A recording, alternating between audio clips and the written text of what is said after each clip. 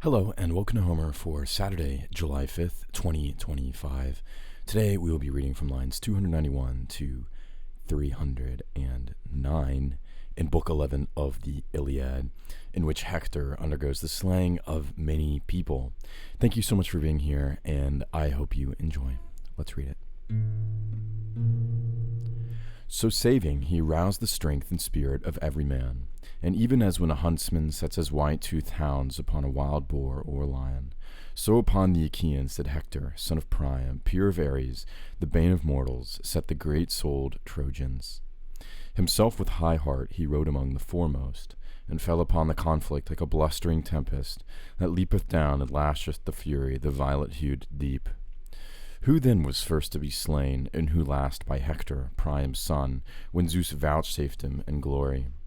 Asius first, and Autonous, and Opites, and Dolops, son of Clutius, and Opheltius, and Agelaus, and Asunus, and Oros, and Hipponoos, staunch in fight. These leaders of the Danaans he slew, and thereafter fell upon the multitude. And even as when the west wind driveth the clouds of the white south wind, smiting them with a violent squall, and many a swollen wave rolleth onward, and on high the spray is scattered beneath the blast of the wandering wind, even so many heads of the host were laid low by Hector. Awesome. Let's sing it.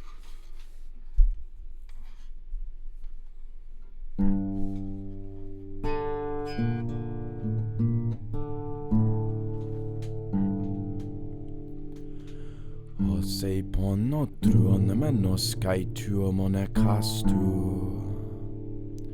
Osto te puotis tere te acunas argiodontas. So apargro te roi sui caprioie aleonti. Osa pecaioi sin so etroas megatumus. Hector Priami despotoloi Iesus arei. Autos ten protoisi megaproneon ebebekei. En tepesus mine uparai Iesus aelei. Ekethathalomene ioede apontonarinei. Entatina proton tina tustaton exenarixein. Hector Priamides oteois deus kuodos edocen. Asaion men prota kai autonon kai opitein. Kai tolopaclutiden cofaliton edegalaon. Aisuam non toronte kai hipponon men carmen.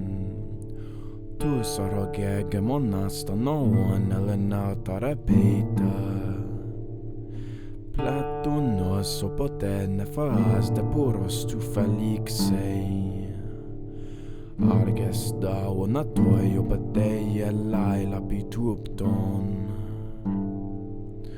Polon de troficuo mocolin de taiupsos e achnei. Skidna tai exanemoio palum planktoio ioeis.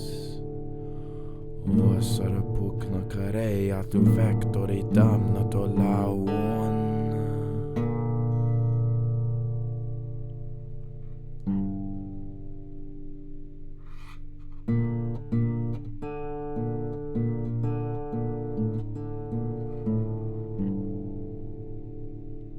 Awesome.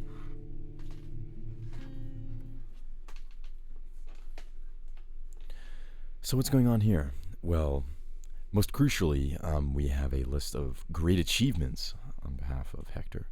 I love in the Iliad when there's a question mark. Enta tina proton, tina dustaton, exanarik sen Hector Priamides, hotai hois dus kuodos edoken.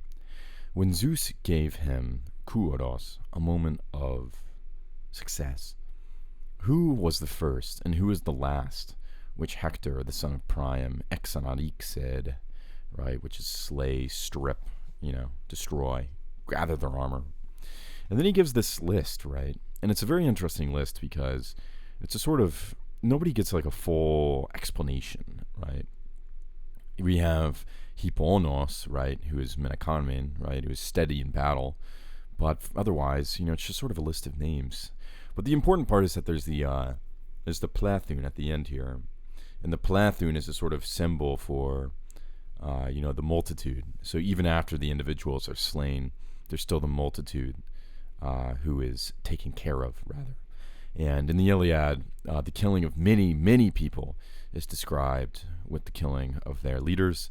And there are some beautiful metaphors in these two passages, and 296 on to 298, and as well 305 down to 309. The first of which is altos ten protoisi. So he went first, megaphroneon ebebeke, right? So he goes down with great spirits, right? Great hope, sometimes translated, right? Just the same way as a wind goes down, right?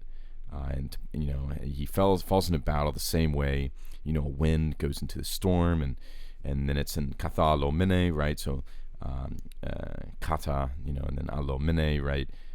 Leaps down to stir up the iwaia diaponton, the violet-looking sea, right? It's a flower, io. And then, I like how, I don't know. I feel like this passage is very, very beautiful, and you can tell that, they're sort of tied together in this grouping because of, we have poluplang toyo ios, right? EOS, right? This is a loud shout, right? As the spray is scattered beneath the blast of the wandering wind. Ski natayex anemoyo, out of the wind, the many spattering wind, right? Which is shouting, right?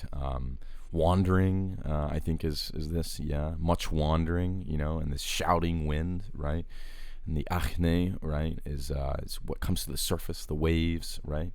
It's very similar to this, this sort of wind imagery up here.